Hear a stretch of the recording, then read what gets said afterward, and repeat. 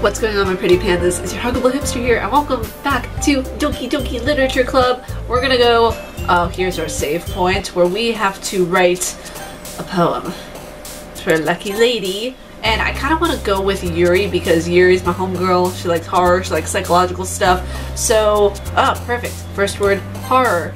The horror of captive Papa. We impressed Natsuki. Captive Papa, agonizing embrace with a heaven-sent essence of dark, fickle daydream with empty, parapet, broken, death, forgive, vitality, with an unrestrained ego. Hi again, hipster. Glad to see you didn't run away from us. Nah, don't worry. This might be a little strange for me, but at least I'll keep my word. Well, I'm back at the Literature Club. I was the last to come in, so everyone is already hanging out. Thanks for keeping your promise, hipster. This isn't too overwhelming of a commitment for you, making you dive headfirst into literature when you're not accustomed to it. Oh, come on, like he deserves any slack. Sayori told me you didn't even want to join any clubs this year, and last year too.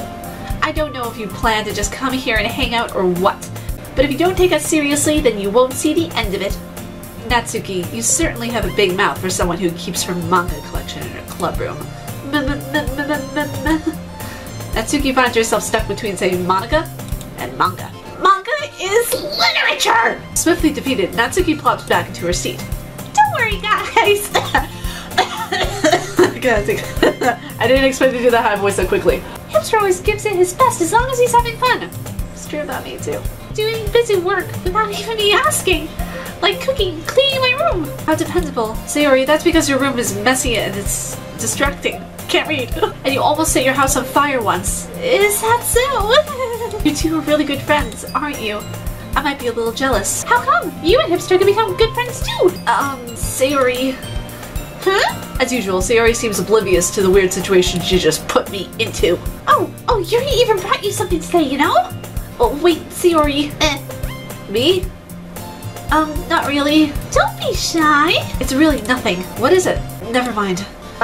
What do I do? I'm sorry, Yuri. I wasn't thinking. I guess that means it's up to me to rescue the situation. Hey, don't worry about it. First of all, I wasn't expecting anything in the first place. So any nice gesture from you is a pleasant surprise. It'll make me happy no matter what. Is that so? Yeah, I won't make a big deal of it if you won't. Alright. Yuri reaches into her bag and pulls out a book. I didn't want you to feel left out, so I picked out a book that I thought you might enjoy. It's a short read, so it should keep your attention, even if you don't usually read. And we could, you know, discuss it if you wanted. This is... How is this girl accidentally being so cute? She even picked out a book she thinks I'll like, despite me not reading much. Yuri, thank you. I'll definitely read this. I enthusiastically take the book. Phew! You can read it at your own pace. I look forward to hearing what you think. Now that everyone's settled in, I expected Monica to kick off some scheduled activities for the club. So Yuri and Monica are having a cheery conversation in the corner. Yuri's face is already buried in a book. I can't help but notice her intense expression, like she was waiting for this chance. Meanwhile, Natsuki is rummaging through the closet. Man, it looks like no one wants to be bothered today. I slumped down into the nearest desk. How am I supposed to occupy myself with something literature related by myself like this? I guess I could always read some of the book Yuri gave me, but I'm feeling a little tired to read. I could probably fall asleep right now. I close my eyes and end up listening to Sayori's conversation with Monica. Probably gonna seem really lame compared to all the clubs though. Can't give up. The festival is our only chance to show everyone what literature is all about. The problem is the idea of the literature club sounds too intense and intellectual, but it's not like that at all, you know? We just need a way of showing that to everyone. Something that speaks to their creative minds. Solve the problem though. What do you mean? Even if we come up with the most fun thing ever, nobody will come in first place if it's a literature event. So it's more important to figure out how we can get people to show up in the first place. You know? After they come, we can do the thing that speaks to their creative minds. Sayori is taking this really seriously. Rare to hear her deliberating like this. Huh, that's a good point. In that case, do you think food will do the trick? Yeah, I mean, always. What kind? Well, I guess we could... Cupcakes! Got a little too excited about the cupcakes. Good thinking. Natsuki would love to do that. You're right. Natsuki makes the best cupcakes. That works out perfectly. That wasn't why you suggested it? Cupcakes speak to my creative tummy. Cupcakes it is then. I'm hungry. Okay, Sayori is me. Forget about Yuri. Sayori is me at heart. Anyways, we still need to work out the details of the event itself, not just the food. I find myself smiling. In the end, Sayori is still her usual self. But therein lies the unexpected reason why I admire her. Unlike me, who has trouble finding any motivation at all, Sayori can put her mind to things and make them come to life. I suppose that's why I end up letting her get on my case about things. I can't help but wonder what it would be like to see the world through her eyes. I open my eyes to find Sayori's face filling my vision. I nearly fall out of my chair. Sorry. Oh, wait. Actually, I'm not sorry at all. It's your fault for sleeping like that. This isn't a napping club. Does our school have a napping club? I'm game. Now that you're in a club, you're gonna have less anime time, you know?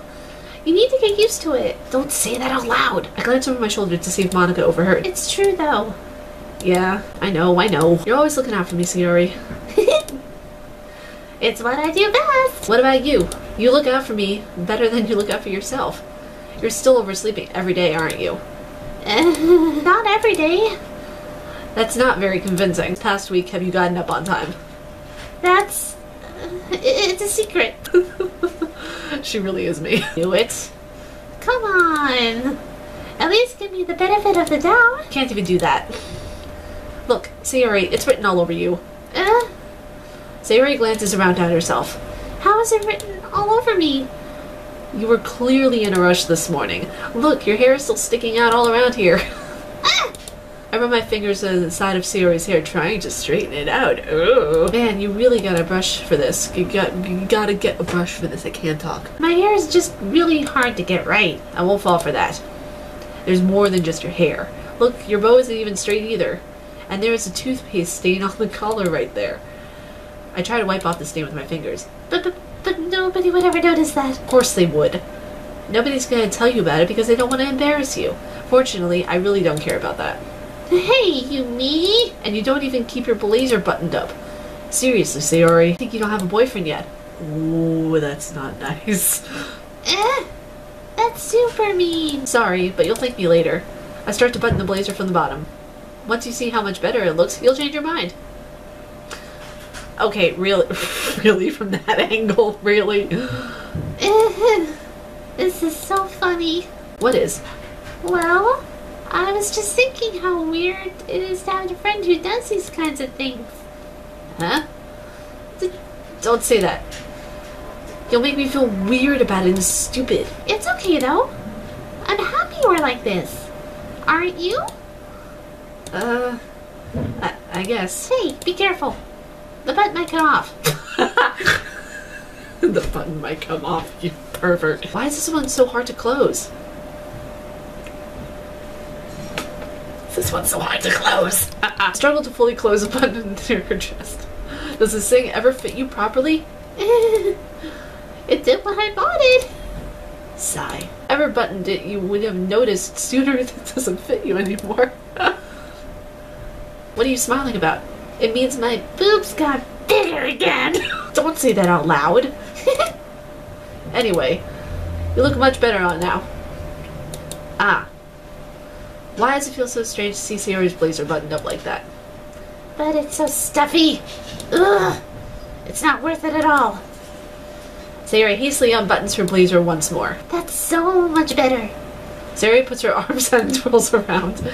So if I keep it unbuttoned, then I won't get a boyfriend, right? What kind of logic is that? And why are you saying it like that's a good thing? Because if I had a boyfriend, then he wouldn't let you do things like this. And you take care of me better than anyone would anyway. So that's why I'm keeping it unbuttoned. Logic. There is none with Sayori. Stop saying all those embarrassing things. Huh? I didn't say anything embarrassing. Jeez. Well, anyways, just focus on trying to wake up a little earlier. Only if you focus on going to bed earlier. Fine, fine. It's a deal. I guess we really are better at taking care of each other than we are taking care of ourselves. Yeah, I guess so, huh? So maybe you should come wake me up in the morning. You're doing it again, Sayori. Aw, but I was joking that time. Man, it's impossible to tell with you sometimes. Okay, everyone. Monica suddenly calls out. Why don't we share poems we wrote now? Yay! Hipster, I can't wait to read yours. Yeah, same. I failed to sound enthusiastic, but Sayori still trots away to retrieve her poem. By the way, did you remember to write a poem last night? Yeah. My relaxation ends. I can't believe I agreed to do something so embarrassing. I couldn't really find much inspiration since I've never really done this before. Now that everyone's ready, why don't we find someone to share with? I can't wait. Sayori and Monica enthusiastically pull out their poems. Sayori's is on a wrinkled sheet of loose torn from a spiral note. On the other hand, Monica wrote hers in a composition notebook. I can already see Monica's pristine handwriting from where I sit. Natsuki and Yuri reluctantly comply theirs as well, reaching into their bags. I do the same myself. Okay, who should I show my poem to first? Let's go with Monica. I should start with Monica. Yesterday she seemed eager to read my poem, and I want to know when I'm putting in the effort. Having a good time so far? Yeah. Good. Glad to hear it. By the way, since you're new and everything, if you ever have any suggestions for the club, like new activities or things we can do better, I'm always listening. Always. Don't be afraid to bring things up, okay? Alright, I'll keep that in mind. Of course I'll be afraid to bring things up. I'm much better off just going with the flow until I'm more settled in. Anyway, wanted to share your poem with me? It's kind of embarrassing, but I guess I have to. Don't worry, hipster. We're all a little embarrassed today, you know? No, Monica. But it's sort of the barrier that we all learn to get past soon. Yeah, that's true. I hand Monica my poem. I like this one. It makes me think of something Sayori would like. Is that so? You and Sayori are really good friends, right? I wouldn't be surprised if you had those sorts of things in common. Well, we may be good friends, but Sayori and I are actually really different. Well, that may be the case. But maybe there are also some similarities that you wouldn't expect. Sounds like the two of you really care about each other's well-being. Even if you show it in different ways, it ends up being more similar than you think. Vibe I get whenever I'm reading your poem. You sure you're not reading too much into it? I could be. Oh gosh, I sound like Yuri. But in any case, Sayori's writing has that kind of gentle feel to it. I can't tell that she likes exploring with emotions and happiness and sadness. Who knew that someone so happy could enjoy sad things too? Yeah, that's totally unexpected. Well, to each their own, and you shouldn't be afraid to experiment a little bit either. I'm sure I'll end up trying different things a lot. It could take a while before I feel comfortable doing this. That's okay. I'd love to see you try new things. That's the best way to find that kind of style that suits you. Everyone else might be a little bit biased towards their own kinds of styles, but I'll always help you find what suits you the most. I'm really getting a creepy vibe from her. So don't force yourself to write the way everyone else wants you to write. It's not like you have to worry about impressing them. Anyway, do you want to read my poem now? Don't worry, I'm not very good. I sound pretty confident for someone who claims not to be very good. Well, that's because I have to sound confident. That doesn't mean I always feel that way, you know? I see. Well, let's read it then. Okay. Hole in the wall. It couldn't have been me. See the direction the sparkle protrudes. A noisy neighbor? An angry boyfriend? I'll never know. I wasn't home. I peer inside for a clue? No, I can't see. I reel, blind, like a film left in the sun. Ooh, I like that line. But it's too late. My retinas, already scorched with a permanent copy of a meaningless image. Oh my god, that sounds good. It's just a little hole. It wasn't too bright. It was too deep, stretching forever into everything. A hole of infinite choices. I realized now I wasn't looking in. I was looking out. And he, on the other side, was looking in. That kind of sounds like me, but it also really sounds like a lot of space. Like, I love space, so that sounds like space. So, what do you think? It's very free form, if that's what you call it. Sorry, I'm not really the right person to ask for feedback. It's okay. Yeah, that kind of style has gotten pretty popular nowadays. That is a lot of poems have been putting. What was the inspiration behind this one? Well, I'm not sure if I know how to put it.